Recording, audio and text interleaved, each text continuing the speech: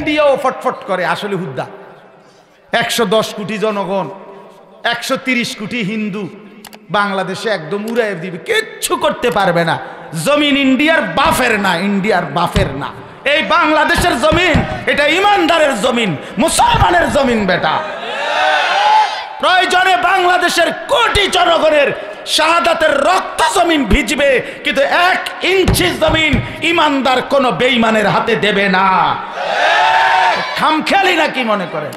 পেঁয়াজের ভয় দেখায়। হ্যাঁ বেটা, পেঁয়াজের বক, পেঁয়াজ দিত না, আলু দিত না। পেঁয়াজ তার আব্বা। পেঁয়াজ কি মোদির আব্বা? কথা বলেন না কেন? আলু মোদির আব্বা, তো তোর বাপের নি পেঁয়াজ বেটা, তুই পেঁয়াজ দিবি না? ওইটা দিবে না, পেঁয়াজ দিবে না বলে আটা দিবে না, কদু দিত না, লাউ দিত না, হইতে কয় কি বলে এগুলো? আমরা তো স্পষ্ট বলি, যেই পেঁয়াজ তোমরা খাও, যেই পেঁয়াজ তোমরা উৎপাদন করো, যেই আলু তোমরা উৎপাদন করো, আরে বেঈমান নাফরমান, এই সমস্ত পণ্য এটা তো তোদেরকে যিনি দেয় তিনি তো আমার আল্লাহ। তোর কি বেটা বেঈমান? তোদের কি? আমার মালিক তোদেরকে দেয়, বিনিময়ে তোরা খাও। তিনি যদি বন্ধ করে দেয় তো তোমার কোন বাফে দিবে বলে? এজন্য ইমানদার কোনো কিছুতে ঘাবড়াবার কিছু নাই। 110 কোটি কোনো সংখ্যা না, 130 কোটিও কোনো সংখ্যা না, কোনো কিছুই না। মুসলমান এটা মনে রাখা চাই, আমরা কোনোখানের কারো সংখ্যা হিসাব না। আমাদের একজন, আমাদের আগেও ছিল একজন, এখনো একজন, ভবিষ্যতেও একজন, তিনি আল্লাহ। কয়জন? কয়জন? কয়জন? কে তিনি? আরো জোরে, আরো জোরে, আরো জোরে, জোরসে বলো আল্লাহ। আল্লাহই বড়। আল্লাহু আকবার, আল্লাহু আকবার।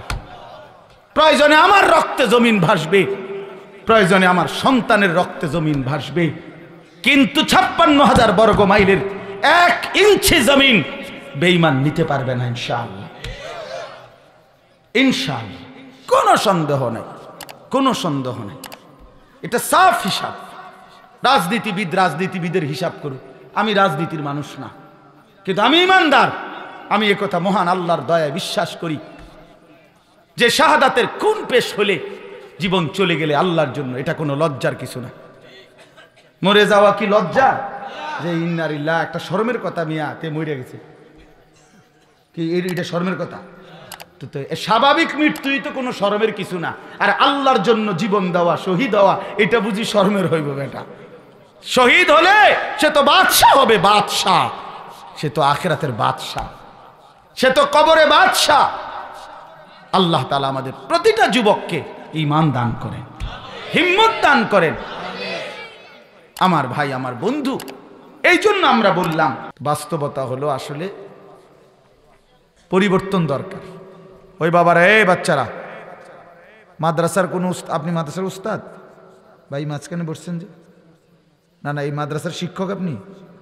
হ্যাঁ, তো আপনি বাচ্চাদের দিকে খেয়াল রাখেন, কথা যেন না বলে। কথা বললো না বাবা, কেমন? তো এই মনোযোগটা, আন্তরিকতাটা খুব জরুরি। আমি অনুরোধ করতেছি, এই হাতে ধরা যাদের মোবাইল, এই মোবাইলগুলো নামায় ফেলে।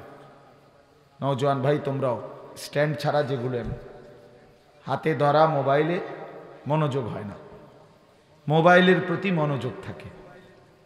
মানুষের অন্তর, মনোবিজ্ঞানের কথা হলো, মানুষের দিল একই মুহূর্তে 2 জিনিস ভাবতে পারে না। একটা ভাবলে বাকিগুলো স্টপ থাকে, আবার এটারে সরাইয়া আরেকটা ভাবতে হয়। এটাই সিস্টেম। তো যার হাতে মোবাইল থাকে তার সমস্যা হলো, তার দিলের মধ্যে থাকে যে মোবাইলে উঠতেছে কিনা, এটার প্রতি তার পুরা ফিকির থাকে। ফলে মোবাইলে তো উঠলো, ঠিক আছে, সুন্দর আওয়াজ হয়েছে, রেকর্ড হয়েছে, সবই ঠিক আছে, কিন্তু মোবাইল যত সুন্দরই উঠলো, আমার নিজের জন্য কি হলো? আমার জন্য আমি কি গ্রহণ করলাম? তো আল্লাহর কোরআন, রাসূলুল্লাহ সাল্লাল্লাহু আলাইহি সাল্লামের সুন্নাহর এই কথাগুলো মোবাইলের জন্য না, আমার জন্য, নিজের জন্য। এই জন্য এটা বহুত জরুরি বিষয়। এই জুমার নামাজে এক সপ্তাহ শেষে বয়ান হয় জুমার দিন, বছরে 52 সপ্তাহ, কম না। একটি বছরে 52 সপ্তাহ, তাহলে 52 সপ্তাহ গড়ে 50 মিনিট করে প্রতিটা মসজিদেই জুমার বয়ান হয়। ইমাম সাহেবরা প্রয়োজনীয় বিষয়াদি নিয়ে সারা বছর আলোচনা করে। এটা সত্য কথা যে কেউ যদি মনোযোগ দেয়, আন্তরিকতাভাবে শুনে, তো তার জিন্দিগির সৌন্দর্যের জন্য, আখেরাতের জীবন সাজাবার জন্য জুমার নামাজের বয়ানই যথেষ্ট। কিন্তু বাস্তবতা হলো ওই যে আমরা অনেক সময় মনে করি আমরা এলাকার হুজুর, এবার আর কইবই কি, জানি কি, হুজুর আইন তবে দূরের থেকে, চাঁদের দেশ থেকে একজন হুজুর আনো, বা মঙ্গল গ্রহ থেকে হুজুর আনো, বিরাট হুজুর, একবারে শরীরে গতরে বিরাট তরতাজা হুজুর। এই এক মানসিকতা। আসলে বাস্তবতা হলো কোনো ব্যক্তি বিশেষের জনপ্রিয়তা এটা কোনো মূল বিষয় না। আমি নিজের জন্য আল্লাহর কোরআন থেকে কি নিলাম এটা দেখার বিষয়। মনে করেন আমারে একেবারে 10 লাখ মানুষ চিনে, কথার কথা, তো আমনের লাভ কি? আমারে না চিনে তো আমনের লাভ কি? আমারে একবারে সারা বাংলাদেশ চিনে, তো চিনলি কি ছিল? আপনার ফায়দা কি হয়েছে সেটা বলেন। এই বিষয়টা জরুরি যে আমি অমুকে জনপ্রিয়, অমুকে জনপ্রিয়। তো জনপ্রিয় হোক বা না হোক সেটা তো কোনো বিষয় না। জনপ্রিয়তা এটা এক ধরনের ধোঁকা, এটা বাস্তবিক অর্থেও ধোঁকা। এই কোরআনুল কারীমের মধ্যে 25 জন নবীর নাম আছে কোরআন শরীফে মোট। তাহলে নবী রসুল কি 25 জন? তো 1.25 লক্ষ নবী রসুল, তো 1.25 লক্ষ নবী রসুলের নাম কই? নাম দহুদা 25 জনের না। তো 1,25,000 যদি নবী রসুল হয়, সেখানে 25 জনের নাম যদি কোরআনে থাকে, তো কোনো পার্সেন্টেজ আসবে এটা? তো যাদের নাম নাই তো তারা ব্যর্থ। তাইলে রাসূলুল্লাহ সাল্লাল্লাহু আলাইহি ওয়াসাল্লাম তিনি যখন বিদায় হজ্জে, নবীজি নিজে যেই বছর হজ করছেন, ইন্তেকালের আগের বছর 10ম হিজরিতে, তো তখন হজ্জের ময়দানে, আরাফাতের ময়দানে নবী সাল্লাল্লাহু আলাইহি ওয়াসাল্লাম 1.25 লক্ষ সাহাবীর সামনে ভাষণ দিয়েছেন। আরাফাতের ভাষণ, হজ্জের ভাষণ। এখন পৃথিবীর কোনো কিতাবের মধ্যে কোথাও নাই, গোটা পৃথিবীতে কোনো কিতাবের মধ্যে 10,000 5,000 সাহাবীর নাম নাই, কোথাও নাই। সর্বোচ্চ 313 জন বদরি সাহাবী, বদরের যুদ্ধে অংশগ্রহণ করছে যারা, উনাদের নাম আছে একসাথে বাই সিরিয়াল। তাহলে আরো সবগুলো কিতাব, ইতিহাসের আরবি গ্রন্থ একত্র করলে 2, 4, 5,000 10,000 সাহাবীর নাম, 10,000 মিলাইতে কষ্ট হবে, মানে একের বাড়ি চালান দিলে। তাহলে এখন প্রশ্নগুলো মনে করেন 10,000 সাহাবীর নামে আমরা উদ্ধার করলাম, তো বাকি যে শুধু আরাফাতের ময়দানে হজ্জের সময় যে ছিল 1,25,000 সাহাবী, তো বাকি 1,15,000 সাহাবীর নাম কই? বুঝেন নাই কথা? তো আর যারা হজে যায় নাই, সে বছর তো একবারে গড় চুক্তি, সবাই হজে গেছে না, বাড়ি ঘরে তো আরো ছিল, তো তারাও তো সাহাবী, তাদের নাম কই? তাহলে বোঝা গেল নাম আছে এমন তো অল্প কয়েকজন। আপনাদের যে কোনো কেউ জিগাইলে আপনি কয়জন সাহাবীর নাম কইতে পারবেন? নাহলে 5 জন, 4-5 জন, 10 জন। আমরা নাই তো হুজুর, আমরা মনে করেন 2-4 কলম পড়ছি, তা আমগরও বলতে বলে, নাইলে একবারে 50 জনের নাম বলতে পারবো, এর বেশি মনে হয় না পার। 50 জন কইতেও কষ্ট হবে। তাইলে যাদের নাম সারা পৃথিবী চিনে না, জানে না, তো তারা কি ব্যর্থ? এটা বুঝতে হবে। এখানে মূল বিষয় হলো, এটা জরুরি বিষয়, সফলতা কিংবা ব্যর্থতার জন্য দুনিয়াবি কোনো পরিচিতি খ্যাতি মুখ্য কোনো বিষয় নয়। এগুলো দুনিয়াবি যাদের পদ পদবী ওনারা এগুলা ভাবতে পারে, কিন্তু আখেরাত যার সামনে, পরকাল যার সামনে, তার মূল টার্গেট, মূল বিষয় হলো সেখানে কি হবে। ऐसे रहे या वैसे रहे, वहां देखना फिर कैसे रहे। দুনিয়া এভাবে কিংবা সেভাবে কোনো না কোনোভাবে থাকা হয়েই যায়, কিন্তু দেখার বিষয় হলো বন্ধু সেখানে কেমন থাকবে। ওয়াহা মানে সেখানে, আখেরাত, ওইখানে কেমন থাকবে। দুনিয়া আল্লাহ তাআলা সকলকেই ভোগ করতে দেয়, সকলকেই দেয়। ইমানদার নাফরমান, কাফের মুশরিক বেঈমান, অনুগত অবাধ্য, আল্লাহকে ডাকে কিংবা ডাকে না, সকলকেই আল্লাহ তাআলা দুনিয়া ভোগ করতে দিচ্ছে। এই আলো বাতাস, রোদ বৃষ্টি, আগুন পানি, সকাল দুপুর বিকেল, হাসি কান্না আনন্দ বেদনা, স্ত্রী সন্তান ছেলে মেয়ে, ভাত মাছ চাল ডাল, পদ পদবী ক্ষমতা ইত্যাদি ইত্যাদি, এগুলো আল্লাহ তাআলা অনুগত অবাধ্য সবাইকে দিচ্ছে। নাস্তিক মুরতাদ, যে আল্লাহকে স্বীকার করে না, দেয়ার ইজ নো গড, ঈশ্বর বলতে কিছু নাই, এমন অসংখ্য মানুষ আছে পৃথিবীতে, লাখ লাখ। আমি দেখছি একবার 4টা যুবক ছেলে, উচ্চশিক্ষিত মানুষ, আমি সরাসরি মুখোমুখি কথা বলছিলাম একবার, ওরা পরিষ্কার বলছে এই বাংলাদেশে যে হুজুর সৃষ্টিকর্তা আল্লাহ বলতে কিছু আছে, এটা আমরা মোটেই বিশ্বাস করি না। আল্লাহ তাআলা তো এই বেঈমানকেও খাওয়াইতেছে, এই নাফরমানের বাড়িতেও তো সূর্য উঠে, চাঁদ উঠে, সেও তো ভাত খায় 3 বেলা, সেও তো ঘুমায়, সেও তো বিয়ে শাদী করছে, তারা তো বাচ্চা কাচ্চা হয়েছে। তাহলে ভাইয়া দুনিয়া ভোগ করতো সবাই করে, জন্তু জানোয়ার আমাদের চাইতে দুনিয়া বেশি ভোগ করে, অনেক বেশি।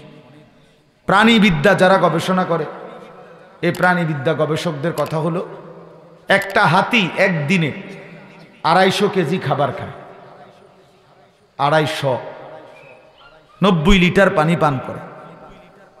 একটি তিমি এক লোকমায় 200 জন সামর্থ্যবান পুরুষের সমপরিমাণ খাবার খায়।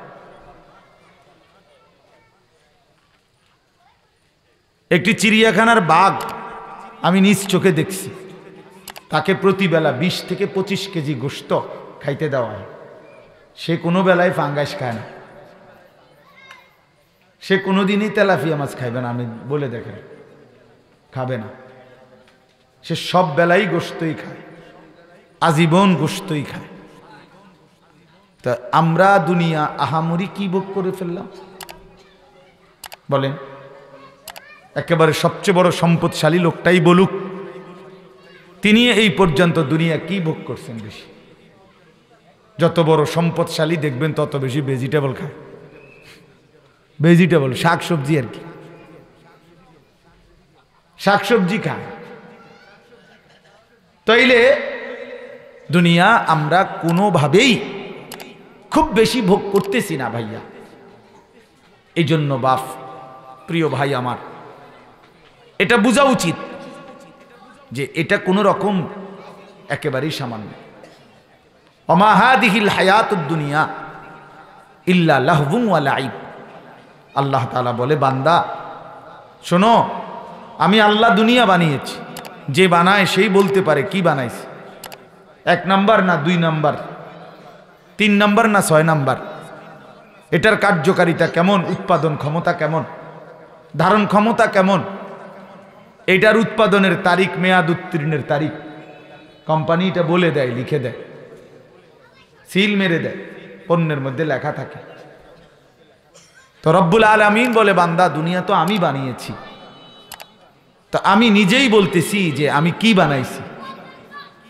তো আল্লাহ তাআলা বলেন, শুধুই তামাশা, শুধুই খেলাধুলা, এটা আমি খেলনা বানাইছি, খেলনা। দুনিয়া পুরাটা আমি আল্লাহ তাআলা খেলনা বানিয়েছি। ওয়া ইন্নাদ দারাল আখিরাতা লাহিয়াল হায়াওয়ান। আর শোনো, আখিরাতের ঘর জান্নাত সেটাই কেবল জীবন, সেটাই কেবল জীবন, হায়াত। লাউ কানু ইয়ালামুন, আহা বান্দা, যদি আমি আল্লাহর এই কথাটা বুঝতাম। আল্লাহ বলতেছেন কত না ভালো হতো যদি এই কথাটা বুঝতা যে এটা শুধুই তামাশা, এটা খেলাধুলা, ওইটা আসল, ওইটা আসল। কোরআনুল কারীমের মধ্যে আল্লাহ তাআলা বলছেন ওয়ামা মাতাউল হায়াতিদ দুনিয়া ফামা মাতাউল হায়াতিদ দুনিয়া ফিল আখিরাতি ইল্লা কলিল। এই আমি যেই সূরাটা পড়ছি এটা তরজমা আমি আপনাদেরকে শোনাচ্ছি, আমরা মনোযোগ দিই। এশার নামাজ একটু পরে, 15-20 মিনিট পরে, যেহেতু এখানে আমাদেরই সামনে মসজিদ মাদ্রাসা এখানে আছে, এই জন্য উঠাউঠি করার দরকার নেই, সবাই আমরা একসাথেই নামাজ পড়ব। তো আল্লাহ তাআলা বলেন আখিরাতের তুলনায় দুনিয়ার জীবন একদমই সামান্য, কালিল।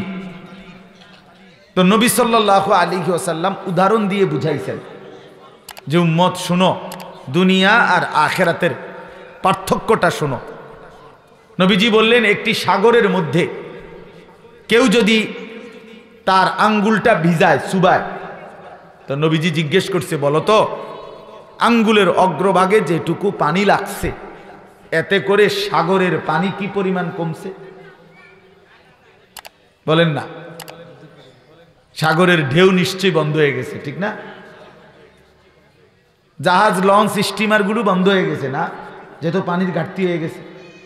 এমন কিছু, এমন কিচ্ছু, এমন কিছুই না। তো আল্লাহ নবী সাল্লাল্লাহু আলাইহি ওয়াসাল্লাম বলেন ঠিক এমন আঙ্গুলের অগ্রভাগের যেটুকু পানি এটুকুই দুনিয়া, আর এই সাগরের বাকি সবটা পানি আখিরাত।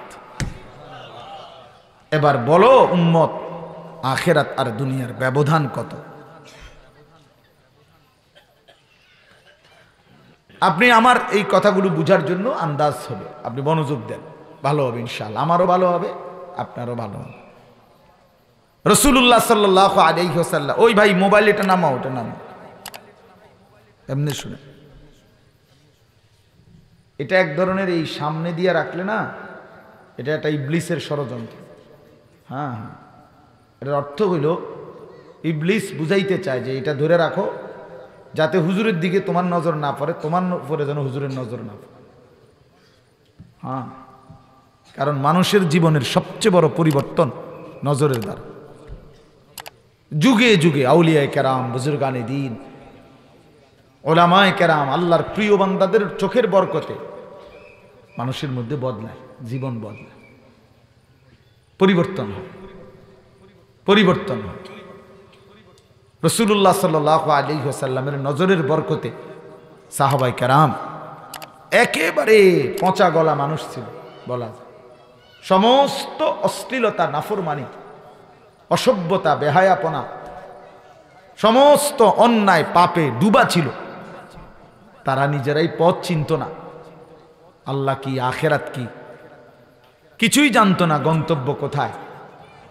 কিন্তু রাসূলুল্লাহ সাল্লাল্লাহু আলাইহি সাল্লামের এই নজরের বরকতে তাদের জীবনের পরিবর্তন এমন হয়েছে যে একদিন তারা, যারা নিজেরা পথ চিনত না, আজকে তারা লক্ষ মানুষকে পথ দেখায়।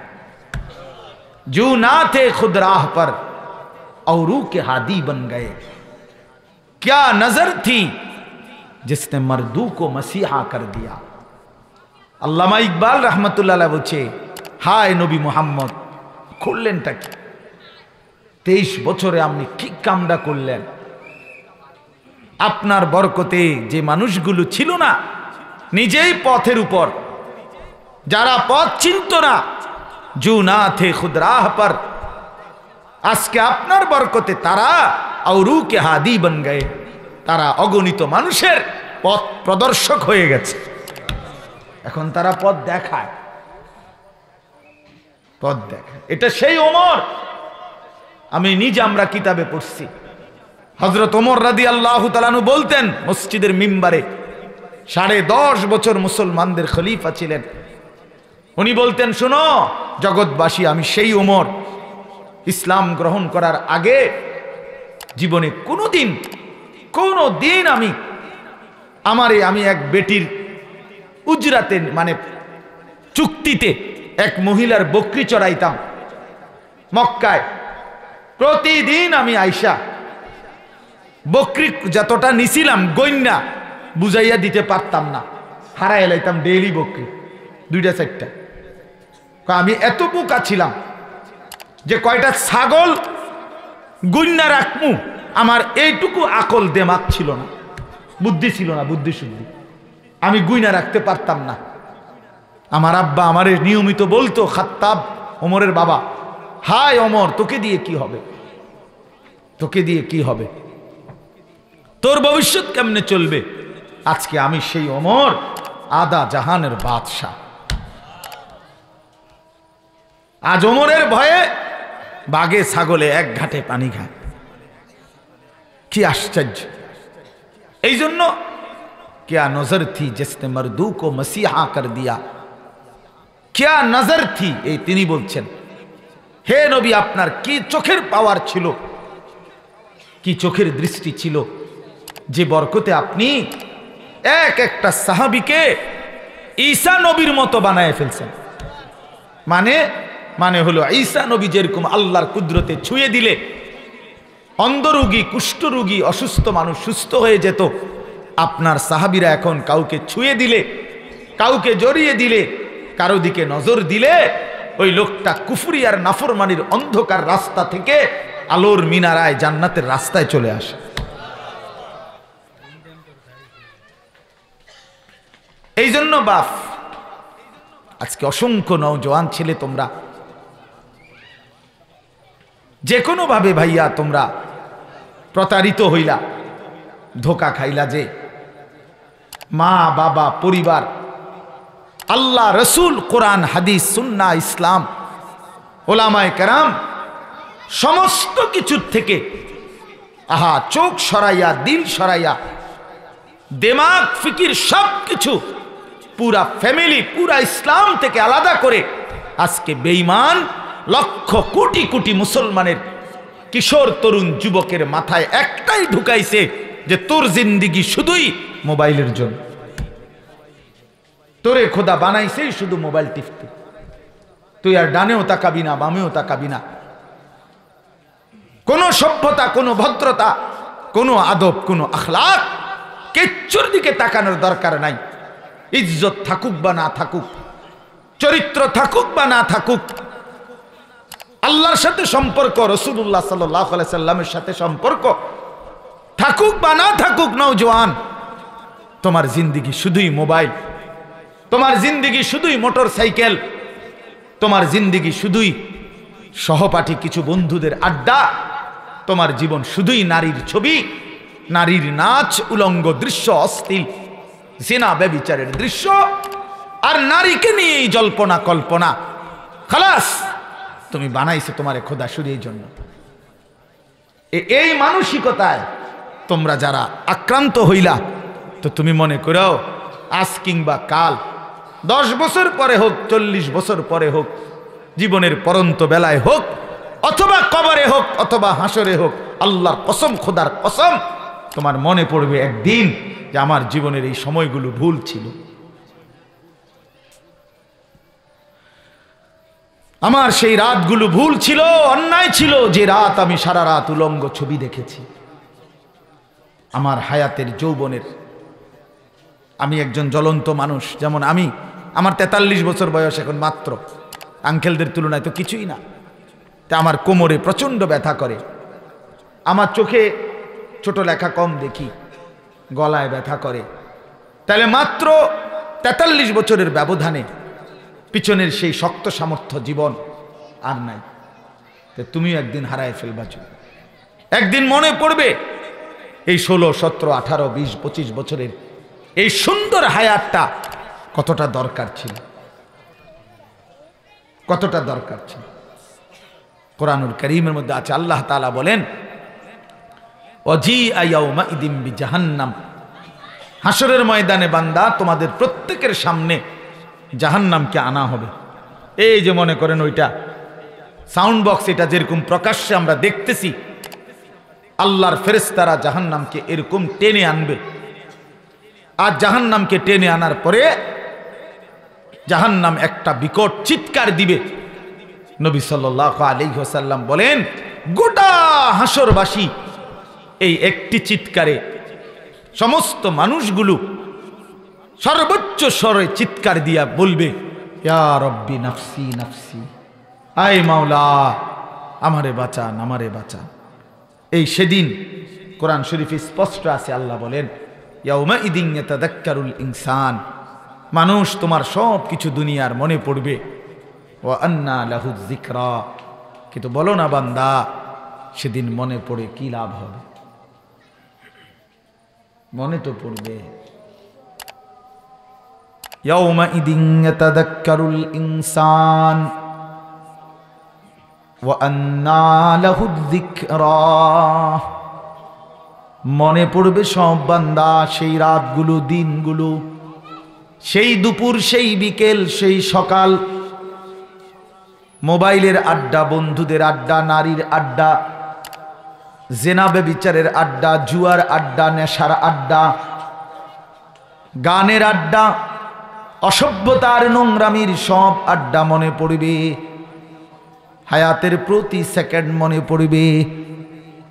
শাহিদা আলাইহিম সামউহুম ওয়া আবসারুহুম ওয়া জুলুদুহুম বিমা কানু ইয়ামালুন।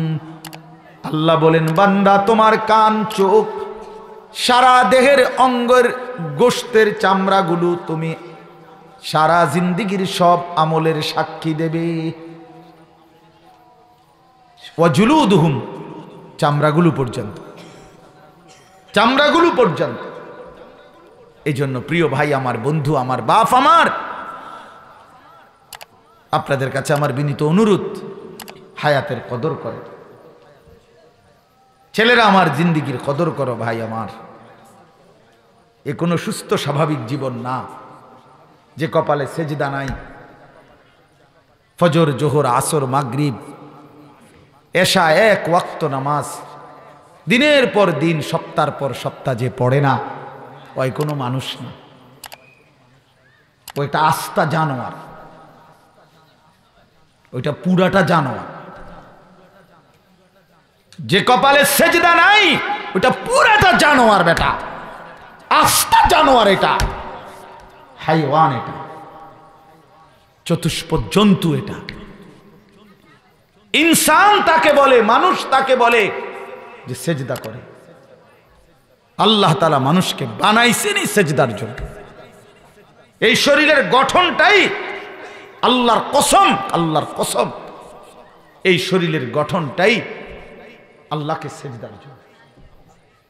নয়তো এই হাঁটু ভাঙ্গার কোনো দরকার ছিল না, নয়তো এই কোনুই ভাঙ্গার দরকার ছিল না, নয়তো এই কোমর বাঁকা হওয়ার কোনো দরকার ছিল না। এই গরু, ছাগল, চতুষ্পদ জন্তু কোনোদিন সোজা হয় না, তারপরেও সে দুনিয়া ভোগ করতেছে। পেশাব, পায়খানা, খাদ্য, খাবার, ঘুম, এমনকি যৌন চাহিদা পূরণ, এগুলো তো হচ্ছে তারও। কুকুর বিড়াল কি খায় না বলেন?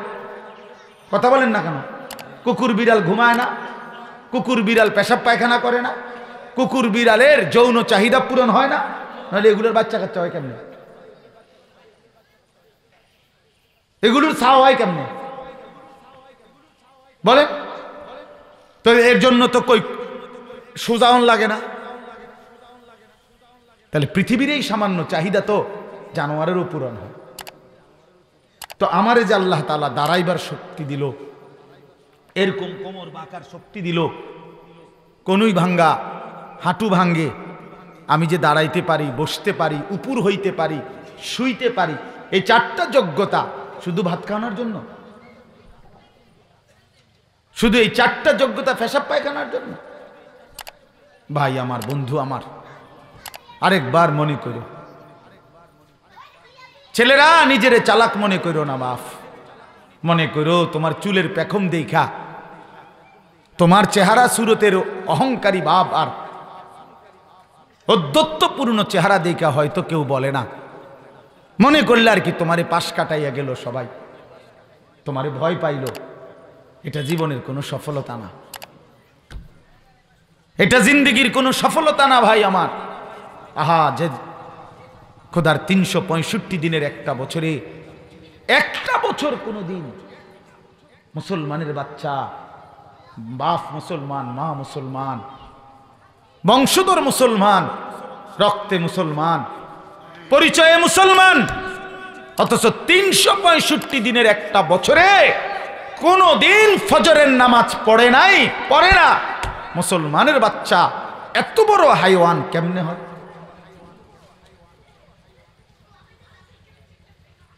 ওই মানুষ কেমনে হলো? ও মায়ের পবিত্র দুধের কি হক আদায় করলো? মানুষ বুঝি এভাবে আল্লাহকে ভুলে যায়। আমার রীতিমতো বিশ্বাস করেন, আমার জীবনের সবচেয়ে আশ্চর্যের বস্তু এটা।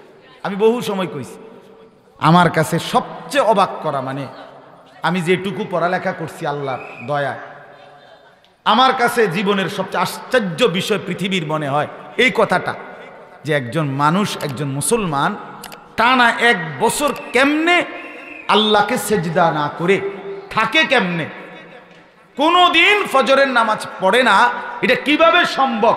মানে তার কলজাটা কি, তার শরীরটা কি? আমার বেটা পরীক্ষা করতে মন চায় যে এটা একটা যদি ডাইরেক্ট মিশরি ঢুকাইয়া বাইর করতে পারতাম, যে এটার ভিতরে কোনো মানুষ বসবাস করে না জানোয়ার বসবাস করে, এটা পরীক্ষা করা দরকার ছিল। রাসূলুল্লাহ সাল্লাল্লাহু আলাইহি ওয়াসাল্লাম বলছেন, ইন্নাল্লাযী লাইসা ফি জাওফিহি শাইউম মিনাল কুরআন কাল বাইতিল খারিব, যে কলিজার মধ্যে আল্লাহর কোরআন নাই, খোদার কসম নবীজি বলছেন, কাল বাইতিল খারিব, ওইটা সারা বাড়ি, আলগা বাড়ি, যে বাড়ি ভাঙ্গা দিয়া কিছুটা বা পুরান হইয়া যাওয়াতে মানুষ এখন নতুন ঘরে উঠে গেছে, মনে করেন ওই ঘরে আর এখন থাকে না, পুরান বাড়ি, আলগা বাড়ি, সারা ঘর। আল্লাহ নবী সাল্লাল্লাহু আলাইহি সাল্লাম বলেন, ওই ঘরে যেরকম মানুষ থাকে না, গরু ছাগল কুকুর বিড়াল সাপ বিচ্ছু থাকে, যে কলিজার মধ্যে আল্লাহর কোরআন নাই, খোদার কসম নবী বলছে ওই দিলটাও এরকম সারা বাড়ি, কাল বাইতিল খারিব, বিরান ঘর, সারা বাড়ি, যে ঘরের মধ্যে, যেই কলিজার মধ্যে মানুষ থাকে না, জন্তু জানোয়ার থাকে, কুকুর বিড়াল থাকে, সাপ বিচ্ছু থাকে, মানুষ থাকে না, মানুষ থাকে না। আপনারা সাফ শুনেন ভাইয়া, বাবারাও শুনেন, ছেলেরাও শোনো, পর্দার আড়ালের মা বোন থাকলে আপনারাও শুনেন। কোরআনুল কারীম আল্লাহ বলছে ইবলিসকে 3টা কথা, ইবলিসকে আল্লাহ বলছে পরপর, যেদিন সেজদা দেয় নাই, এই একটি সেজদা না দেওয়ার কারণে আল্লাহ তাআলা তাকে 3টা অভিশাপ দিছে তাৎক্ষণিক। 1 নাম্বার বলছে, ইবলিস আজকের থেকে তুই শয়তান, কেন সেজদা দিলি না? এই জন্য যে সেজদা দেয় না সে শয়তান। 2 নাম্বার আল্লাহ তাআলা বলছে ফখরুজ ফা ইন্নাকা রাজিম, ইবলিস তুই আমারে সেজদা দিলি না, আজকের থেকে তুই আমার দরবার থেকে বের হ, তুই অভিশপ্ত। রাজিম, রাজিম, আউযু বিল্লাহি মিনাশ শাইতানির, এটা মুসফুল্লাহ ভাই না, ওই যে পিছনে, আমরা তো আজীব কথা। হ্যাঁ মাশাআল্লাহ। তো আপনার রাজিম আল্লাহ বলছেন অভিশপ্ত, অভিশপ্ত, আজকের থেকে তুই অভিশপ্ত বেটা, সেজদা দিলি না। এই জন্য যে সেজদা দেয় না সে রাজিম, অভিশপ্ত। 3 নাম্বার আল্লাহর কোরআন, আমনে এনে রাগ হইবার কিছু নাই, রাগ হইবার কিছু নাই, হ্যাঁ গোসা করার কিছুই না। কোরআন শরীফের তরজমা, আল্লাহ বলছে ইবলিস তুমি আমাকে সেজদা দিলা না, মনে রেখো ওয়া ইন্না আলাইকাল লানাতা ইলা ইয়াউমিদ্দিন, আজকের থেকে নিয়ে কিয়ামত দিবস পর্যন্ত তোর উপরে আমি আল্লাহর লানত। সরাসরি কোরআন শরীফের আয়াত। এজন্য যে সেজদা দেয় না তার উপরে আল্লাহর লানত, যে সেজদা দেয় না সে শয়তান, যে সেজদা দেয় না সে রাজিম, অভিশপ্ত, অভিশপ্ত। ইনসাফের সাথে হিসাব করে দেখেন, রাত 11টা বাজেও যদি কোনো যুবক ঘুমায়, কোনো মুসলমান যদি ঘুমায় 5:40 ফজরের জামাত, 11টা 12টা 1টা 2টা 3টা 4টা 5টা, প্রায় 7 ঘন্টা, 7 ঘন্টা 40 মিনিটের মাথায় ফজরের জামাত। আমার ভাই, একটা বার যদি আমরা ইনসাফ দিয়ে ভাবি, যে কোনো চিকিৎসা বিজ্ঞানের দৃষ্টিতে, যেই কোনো ডাক্তারদের দৃষ্টিতে একজন সুস্থ সামর্থ্যবান মানুষ সর্বোচ্চ 6 ঘন্টা ঘুমাইলে এনাফ। এরপরে আর 1 মিনিটেরও দরকার নাই। আমরা তো আলহামদুলিল্লাহ 6 ঘন্টা নিয়ম মাফিক ঘুমাইছি, এমন জিন্দেগি কম, এমন খুবই কম। তো এই 6 ঘন্টা পর 7 ঘন্টা পরে মাত্র 4 রাকাত নামাজের টাইম। মহান আল্লাহ পাক রব্বুল আলামিন বলে, বান্দা আজকের সারাটা দিন আলোকিত ছিল, যখন সন্ধ্যার টাইম হইছে আমি ফেরেশতাদেরকে বলছি, আমার দুনিয়া অন্ধকারের কালো চাদর দিয়ে ঢেকে দাও, আমার বান্দা বিশ্রাম করবে। ধীরে ধীরে আমি অল্প সময়ের ব্যবধানে গোটা সৃষ্টির সমস্ত প্রাণীর আওয়াজ আমি নিস্তব্ধ করে দিছি। গরু, ছাগল, কুকুর, বিড়ালগুলো পর্যন্ত সব আমি নিঃশব্দ বানিয়ে দিছি, আমার বান্দা ঘুমাবে। চারিদিকে পিন পতন নীরবতা বানায়া অন্ধকারে চাদরে ঢাকা রাত আমি আল্লাহ বানায় দিছি, সাজায় দিছি। আমার বান্দা সারা দিন মেহনত করছে, পরে এখন আরামসে ঘুমাইতে দাও।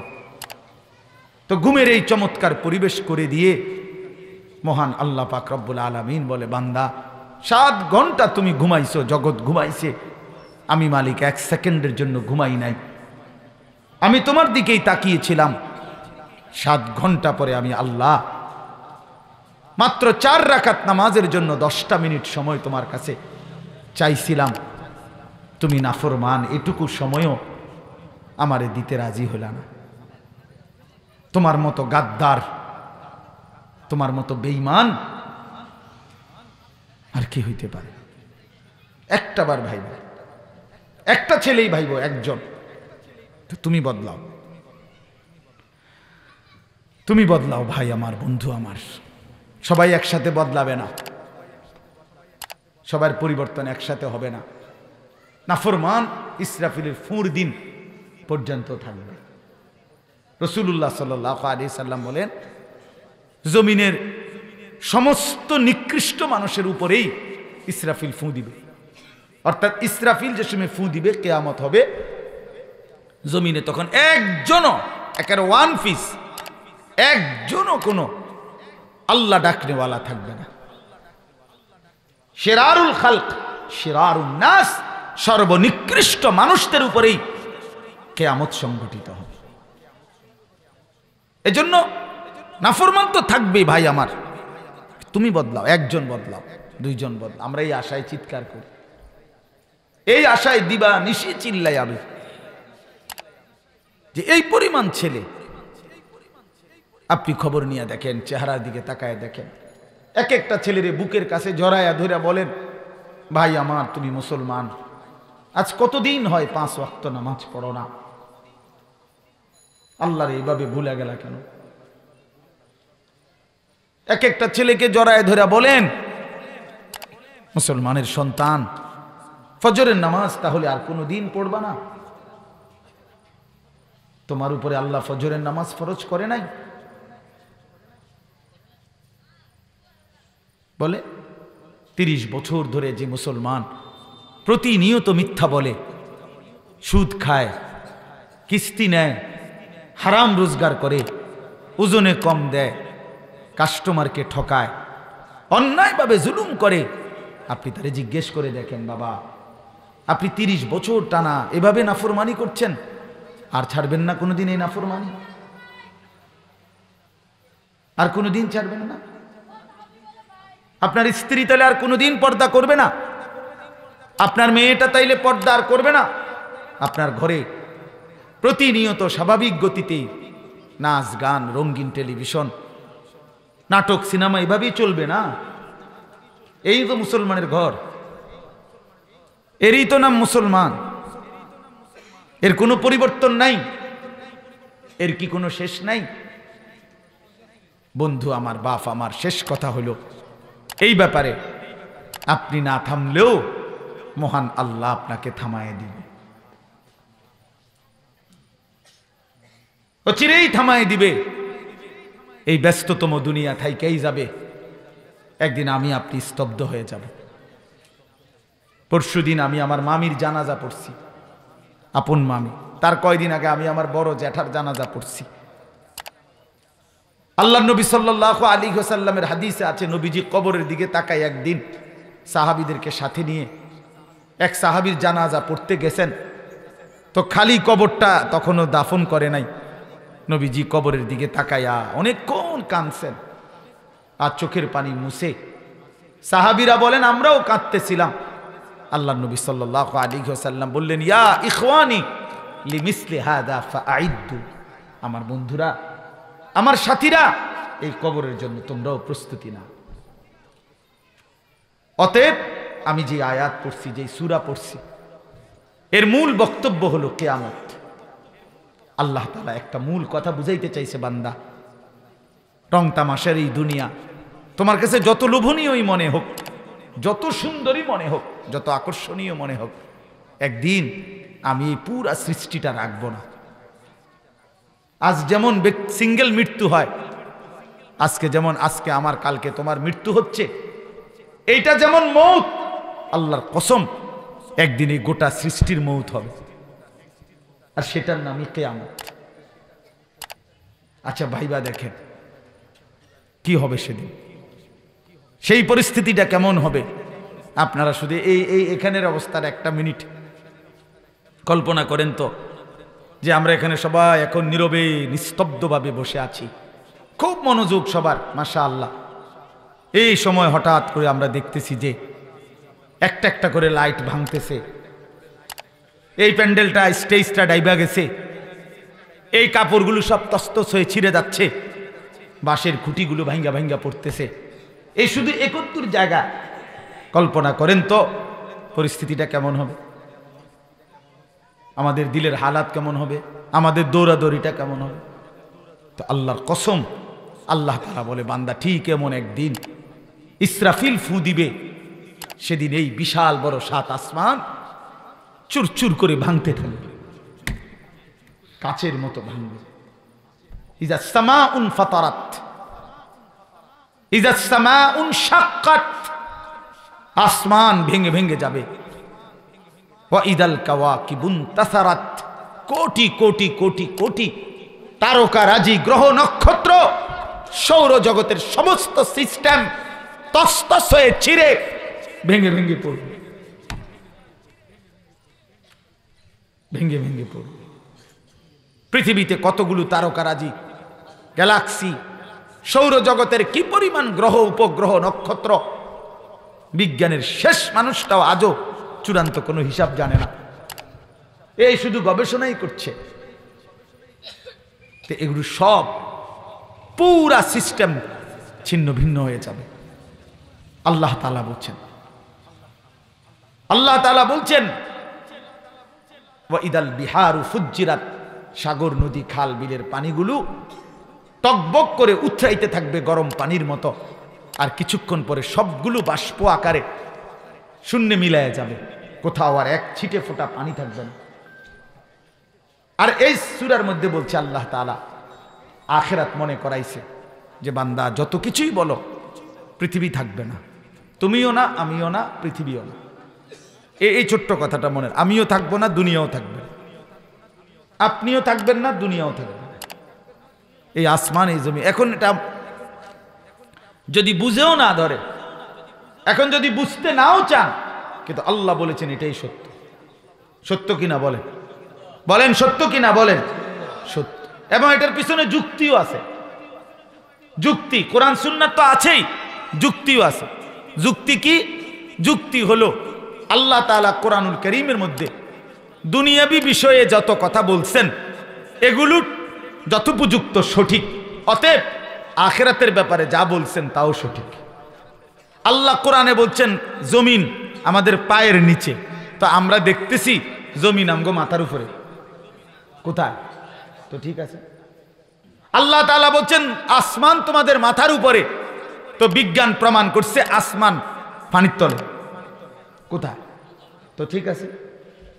আল্লাহ তাআলা বলছেন সূর্য চন্দ্র কখনোই আকপিস হয় না, একটা আরেকটাকে অতিক্রম করে না। অর্থাৎ কখনোই এমন হয় না যে টানা 72 ঘন্টা রাত। এমন এই যে এখানে তো অনেক বয়স্ক চাচারা আছেন চেয়ারে বসা যারা, আপনারা একজন মুরব্বী বলেন যে আপনার দাদার আমলে একবার শুনছেন যে এই যে রাত শুরু হয়েছে 72 ঘন্টা পর্যন্ত আর দিন হয় না, এমন কাহিনী কোন রূপকথার গল্পের মধ্যেও তো নাই। আছে? আপনারা শুনছেন কেউ কোনোদিন? লা শামসু ইয়ামবাগি লাহা আন তুদরিকাল কামার। আল্লাহ তাআলা বলেন সূর্য চন্দ্রকে ডিঙ্গায় না, চন্দ্র সূর্যকে ডিঙ্গায় না। অতএব আল্লাহ তাআলার এই তথ্যটা সঠিক কিনা? কথা বলেন না, সঠিক কিনা?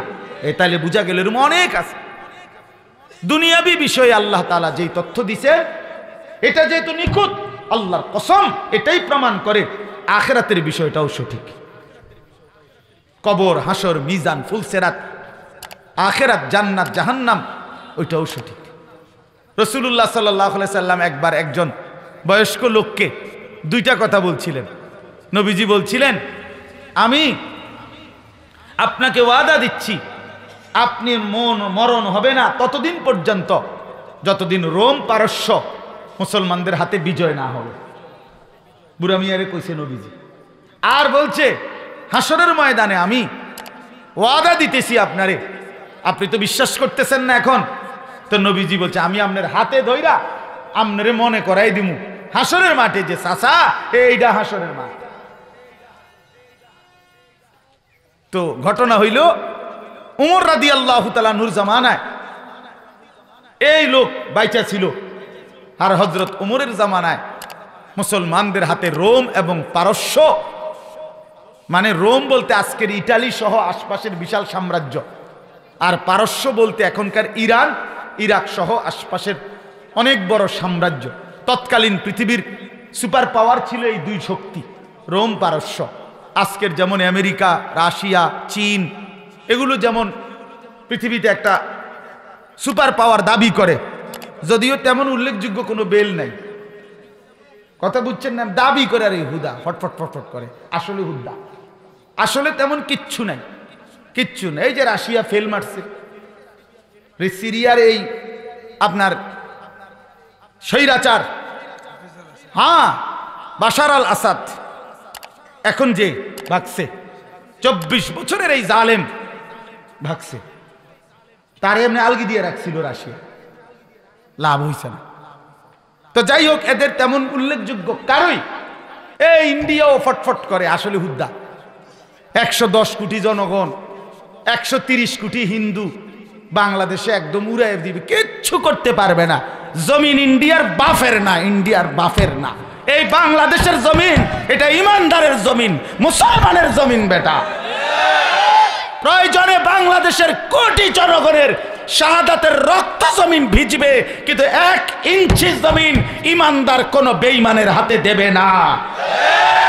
খামখেয়ালি নাকি মনে করে পেঁয়াজের ভয় দেখায়?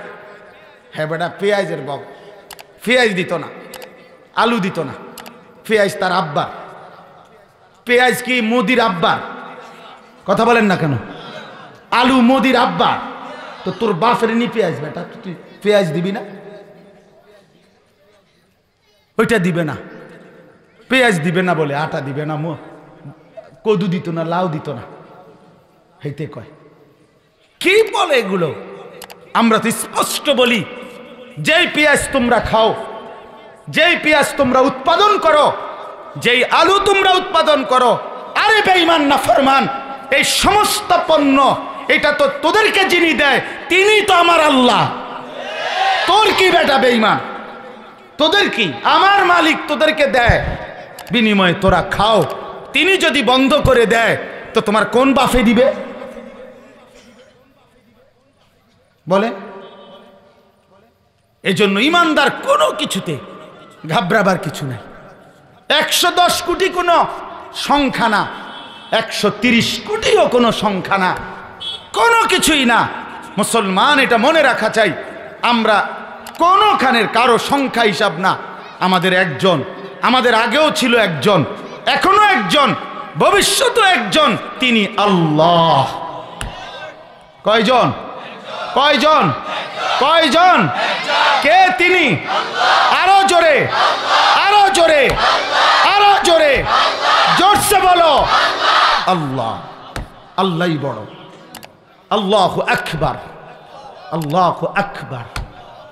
প্রয়োজনে আমার রক্তে জমিন ভাসবে, প্রয়োজনে আমার সন্তানের রক্তে জমিন ভাসবে, কিন্তু 56,000 বর্গ মাইলের 1 ইঞ্চি জমিন বেঈমান নিতে পারবে না ইনশাআল্লাহ। ইনশাআল্লাহ, কোনো সন্দেহ নাই, কোনো সন্দেহ নাই। এটা সাফ হিসাব। রাজনীতিবিদের হিসাব করুক, আমি রাজনীতির মানুষ না, কিন্তু আমি ইমানদার। আমি একথা মহান আল্লাহর দয়ায় বিশ্বাস করি যে শাহাদাতের খুন পেশ হলে, জীবন চলে গেলে আল্লাহর জন্য এটা কোনো লজ্জার কিছু না। মরে যাওয়া কি লজ্জা? যে ইন্নারিল্লাহ, একটা শরমের কথা, মিয়া তে মরে গেছে, কি এটা শরমের কথা? তো স্বাভাবিক মৃত্যুই তো কোনো শরমের কিছু না। আর আল্লাহর জন্য জীবন দেওয়া, শহীদ হওয়া, এটা বুঝি শরমের হইব বেটা? শহীদ হলে সে তো বাদশাহ হবে, বাদশাহ। সে তো আখিরাতের বাদশাহ, সে তো কবরে বাদশাহ। আল্লাহ তাআলা আমাদের প্রতিটা যুবককে ঈমান দান করেন, হিম্মত দান করেন।